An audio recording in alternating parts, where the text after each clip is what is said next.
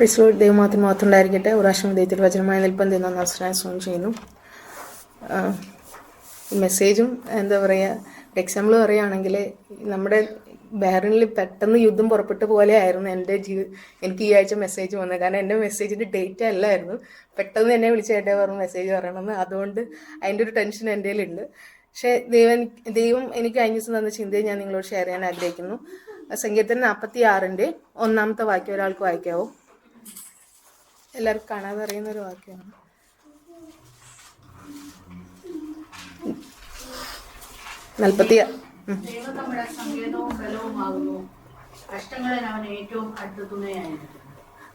വാക്യം എക്സ്പ്ലെയിൻ ചെയ്യേണ്ട കാര്യമില്ല, പക്ഷെ എന്നെ ചിന്തിപ്പിച്ച കുറച്ച് കാര്യങ്ങൾ ഞാൻ നിങ്ങളോട് പറയാൻ ആഗ്രഹിക്കുകയാണ്.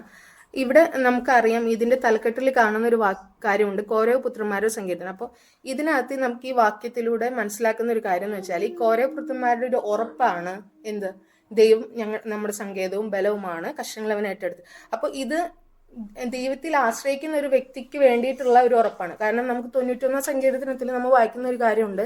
90 സങ്കീർത്തനത്തിൽ ഏതായിരുന്നു ഒരു വാക്യം ഉണ്ടായിരുന്നല്ലോ, 91 സങ്കീർത്തനത്തില് അത്യുന്നതിന്റെ മറവിൽ വസിക്കുകയും സർവശത്തിന്റെ നിഴൻ കീഴിൽ പാർക്കുകയും ചെയ്യുന്നവൻ യഹോവയെ കുറിച്ച് അവൻ എന്റെ സങ്കേതവും കോട്ടയും, ഞാൻ ആശ്രയിക്കുന്ന എന്റെ ദൈവം എന്ന് പറയുന്നത്. അപ്പോൾ ദൈവസന്നിധിയിൽ വസിക്കുന്നവന് ഉള്ള ഒരു ഉറപ്പാണ് ദൈവം നമ്മുടെ സങ്കേതമാണ്, ബലമാണ്, കഷ്ടങ്ങളെ അടുത്ത് തുണയായിരിക്കുന്നത്. ഈ 3 കാര്യങ്ങൾ എനിക്ക് മനസ്സിലായ പോലെ ഞാൻ നിങ്ങളോട് എക്സ്പ്ലെയിൻ ചെയ്യാൻ ആഗ്രഹിക്കുകയാണ്. ഒന്ന്, ദൈവം നമ്മുടെ സങ്കേതം. നമ്മൾ പഴയ നിയമത്തിൽ നോക്കിക്കഴിഞ്ഞാൽ സങ്കേത നഗരങ്ങളെ കുറിച്ച് നമ്മൾ കേട്ടിട്ടുണ്ട്. സങ്കേത നഗരങ്ങൾ നമ്മൾ സംഖ്യാപുസ്തകം 35 അധ്യായത്തിൽ നമുക്ക് കാണാം. അവിടെ എന്താണെന്ന് വെച്ചാല്, അബദ്ധവശാൽ ആരെങ്കിലും എന്തെങ്കിലും തെറ്റ് ചെയ്ത് കഴിഞ്ഞാൽ, ആരെങ്കിലും കൊലപ്പെടുത്തി കഴിഞ്ഞാൽ അവർക്ക് ഓടി രക്ഷപ്പെടാനുള്ളൊരു സ്ഥലമായിരുന്നു എന്ത്? സങ്കേത നഗരങ്ങൾ. അപ്പൊ നമ്മൾ ഈ പുതിയ നിയമത്തിലോട്ട് വരുമ്പോൾ നമ്മുടെ സങ്കേത നഗരം ആരാണ്? യേശുക്രിസ്തുവാണ്.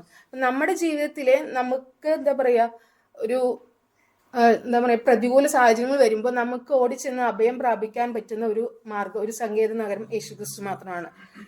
ഇതിനെക്കുറിച്ച് ഞാൻ മെസ്സേജ് ചെയ്തുകൊണ്ടിരിക്കുമ്പോൾ എനിക്ക് പെട്ടെന്ന് ദൈവം എന്നോട് സംസാരിച്ചൊരു കാര്യമാണ്. ഞാൻ ഇങ്ങനെ മെസ്സേജിന് വേണ്ടി ഇന്നലെ രാവിലെ ഇങ്ങനെ പ്രിപ്പയർ ചെയ്തുകൊണ്ടിരിക്കുന്ന സമയത്ത്, രാവിലെ വെളുപ്പിനായിരുന്നു.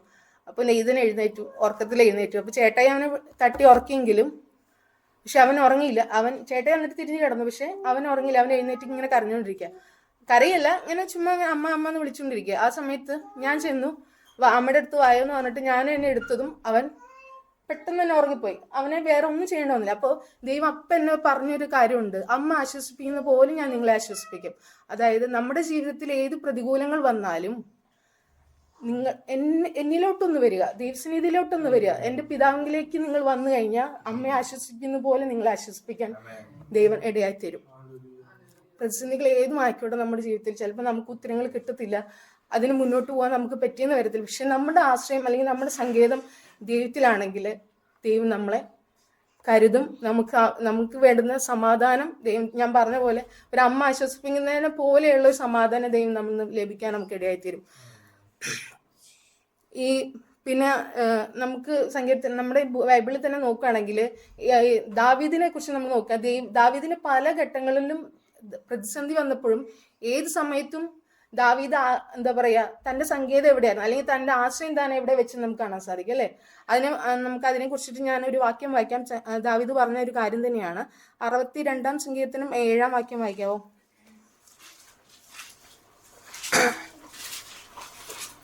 എന്റെ രക്ഷയും എന്റെ മഹിമയും ദൈവത്തിന്റെ പക്കലാകുന്നു, എന്റെ ഉറപ്പുള്ള പാറയും എന്റെ സംഗീതവും ദൈവത്തിങ്കിലാകുന്നു. ഇവിടെ ദാവീദ് പറയുന്ന ഒരു കാര്യമാണ്. ദാവീദ് തന്റെ നമുക്ക് ബൈബിൾ വായിച്ചാൽ അറിയാം, തന്റെ പ്രതിസന്ധികൾ പല ഘട്ടങ്ങളിൽ വന്നു പോയി.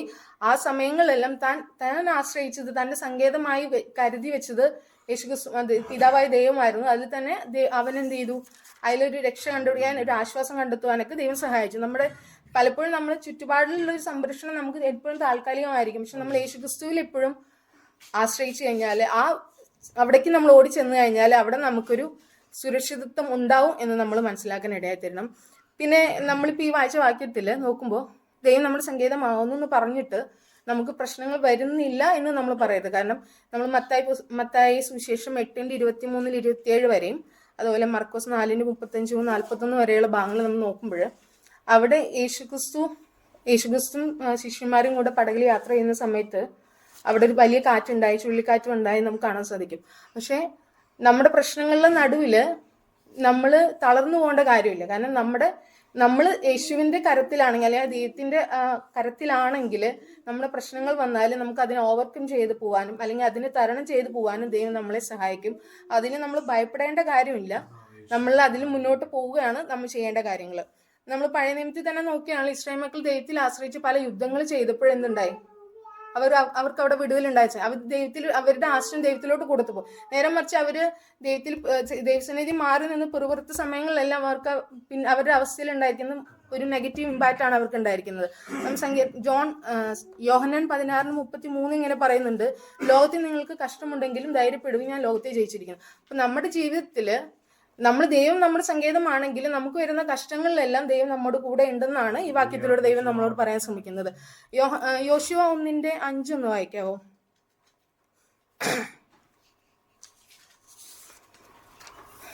ജീവകാലത്ത് ഒരിക്കലും ഒരു മനുഷ്യനും നിന്റെ നേരെ ലാസ്റ്റ് ഞാൻ നിന്നെ ഒരു നാളും അങ്ങനെ ഒരു വാക്യമില്ലായിരുന്നു. ഉറപ്പും ധൈര്യമുള്ളവനായിരിക്കുക, കൈപിടികളെ ഉപേക്ഷിക്കുകയുമില്ല.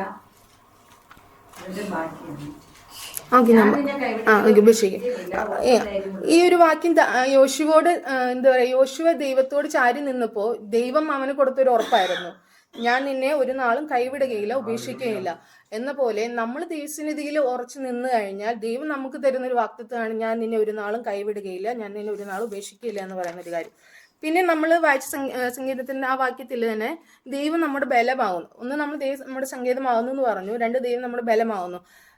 സദൃശ്യവാക്യം 18:10 ഒന്ന് വായിക്കാവോ?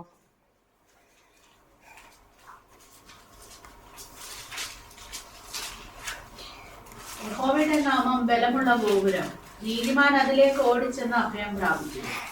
ഈ വാക്യം വായിക്കുമ്പോഴും സെയിം നമ്മൾ നേരത്തെ വായിച്ചതിനോട് തുല്യമായ ഒരു കാര്യങ്ങൾ തന്നെയാണ്. പക്ഷെ ഞാൻ ഇതിനെ നോക്കിയപ്പോൾ പണ്ട് കാലത്ത് ആൾക്കാര് അവർക്ക് രക്ഷപ്പെടാൻ വേണ്ടി ചില ഗോപുരങ്ങളൊക്കെ ഉണ്ടാക്കിയിരുന്നു. ഞാൻ ഗൂഗിളിൽ സെർച്ച് ചെയ്തപ്പോൾ കണ്ടതാണ്.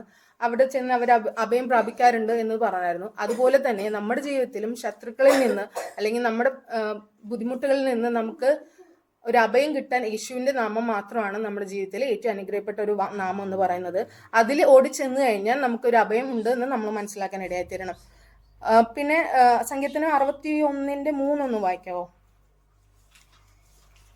നീ എനിക്കൊരു സങ്കേതവും ശത്രുവിന്റെ നേരെ ഉറപ്പുള്ള ഗോപുരവുമായിരിക്കുന്നു. ഇവിടെ ദാവീദ് പറയുന്ന ഒരു കാര്യമാണ്, നീ എനിക്കൊരു സങ്കേതം ശത്രുവിന്റെ നേരെ ഉറപ്പുള്ള ഗോപുരമായിരിക്കുന്നുവല്ലോ. അതായത് നമ്മുടെ ജീവിതത്തിലെ ഏത് പ്രതിസന്ധിയും പ്രയാസങ്ങളും വന്നോട്ടെ, ശത്രുക്കളിൽ നിന്ന് നമുക്ക് അഭയം നേടാൻ പറ്റുന്ന ആകെ ഒരു മാർഗം യേശുക്രിസ്തു മാത്രമാണ്. ആ യേശുക്രിസ്തു എന്ന ഗോപുരം മാത്രമാണ് നമ്മൾ മനസ്സിലാക്കേണ്ടത്. പിന്നെ നമ്മൾ വായിച്ച സങ്കീർത്തനത്തിന്റെ വാക്യത്തിന്റെ ലാസ്റ്റ് ഭാഗമാണ്, കഷ്ടങ്ങളിൽ അവൻ ഏറ്റവും അടുത്ത് തുണയായിരിക്കുന്നു.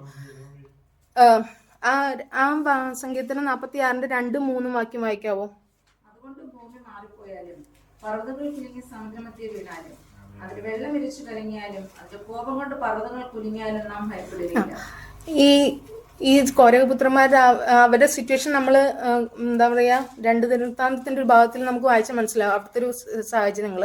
അപ്പൊ ഈ സങ്കീർത്തനത്തിനോടനുബന്ധിച്ച ഭാഗങ്ങൾ അവിടെയാണ് നമുക്ക് കാണാൻ സാധിക്കുന്നത്. പക്ഷെ ഇവിടെ പറയുന്ന ഒരു കോരകപുത്രന്മാരുടെ ഒരു ഉറപ്പാണ്, നമ്മൾ ദൈവസന്നിധിയിലാണെങ്കിൽ, ദൈവത്തിന്റെ സങ്കേതത്തിലാണെങ്കിൽ, ദൈവത്തിന്റെ കൈക്കീഴിലാണെങ്കിൽ നമ്മുടെ മുന്നിൽ വരുന്ന ഏത് പർവ്വത സമാനമായ അല്ലെങ്കിൽ പർവ്വതങ്ങൾ കുലുങ്ങി സമുദ്രമധ്യേ വീണാലും അതിൽ വെള്ളം ഇരച്ച് കലങ്ങിയാലും അതിന്റെ കോപം കൊണ്ട് പർവ്വതങ്ങൾ കുലുങ്ങിയാലും നാം ഭയപ്പെടുകയില്ല.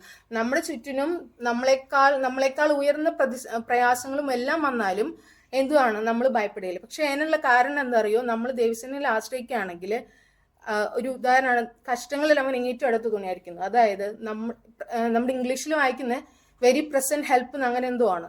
അപ്പൊ നമ്മള് പ്രശ്നങ്ങളില് നമ്മൾ വിചാരിക്കും ദൈവം നമ്മുടെ കൂടെ ഇല്ലെന്ന് വിചാരിക്കും, പക്ഷെ ദൈവം നമ്മുടെ കൂടെ തന്നെ ഉണ്ടെന്നുള്ള ഉറപ്പ് നമുക്ക് വേണം.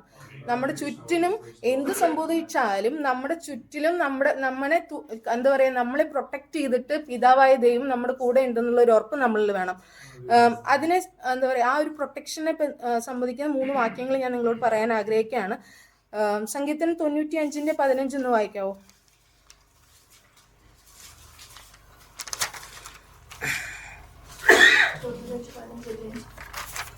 Sorry 91 sorry.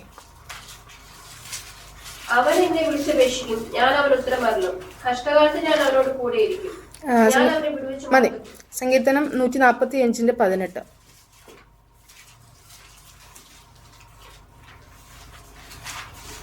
യഹോവ തന്നെ വിളിച്ചപേക്ഷിക്കുന്ന ഏവർക്കും സത്യമായി തന്നെ വിളിച്ചപേക്ഷിക്കുന്ന ഏവർക്കും സമീപസ്ഥനാകും. ആവർത്തനം 4:3.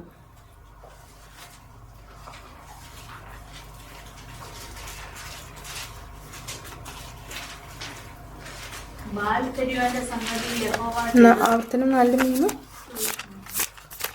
ഒരു മിനിറ്റ്, സോറി, 4:7 കേട്ടോ, സോറി. നമ്മുടെ ദൈവമായ യഹോവയോട് നാം വിളിച്ചപേക്ഷിക്കുമ്പോഴൊക്കെയും അവൻ നമുക്ക് അടുത്തിരിക്കുന്നത് പോലെ ദൈവം ഇത്ര അടുത്തിരിക്കുന്ന ശ്രേഷ്ഠ ജാതിയേതുള്ളൂ. ഓക്കെ, ഈ 3 വാക്യങ്ങൾ നമ്മൾ കാണുന്ന ഒരു കാര്യം എന്ന് വെച്ചാൽ, നമ്മൾ ദൈവസന്നിധിയിൽ വിളിച്ചപേക്ഷിച്ചാൽ, ദൈവത്തിൽ ആശ്രയിച്ചു കഴിഞ്ഞാൽ, നമ്മളോട്, അതായത് നമ്മളോട് അടുത്തിരിക്കുന്ന ഇത്രയും വലിയൊരു ദൈവം വേറെ ആരെയും നമുക്ക് കാണാൻ സാധിക്കില്ല. അതുകൊണ്ട് നമ്മുടെ ഏത് പ്രതിസന്ധി ആയിക്കോട്ടെ, നമ്മുടെ ഏത് വിഷമഘട്ടങ്ങളായിക്കോട്ടെ, നമ്മൾ ദൈവത്തിൽ നമ്മൾ സങ്കേതം വെച്ച് കഴിഞ്ഞാൽ ദൈവം നമ്മോട് അടുത്തിരിക്കുന്ന ഒരു ഒരു സുഹൃത്തിനെ പോലെ, നമ്മളൊരു പിതാവിനെ പോലെ, മാതാവിനെ പോലെ നമ്മളെ കരുതുന്ന ഒരു ദൈവമാണ് നമുക്കുള്ളത്. അതുകൊണ്ട് ദൈവം നിങ്ങൾ ഓരോരുത്തരെയും അനുഗ്രഹിക്കുമാറായിട്ട്, ഈ വചനം നിങ്ങളെ സഹായിക്കുമാറാണ്.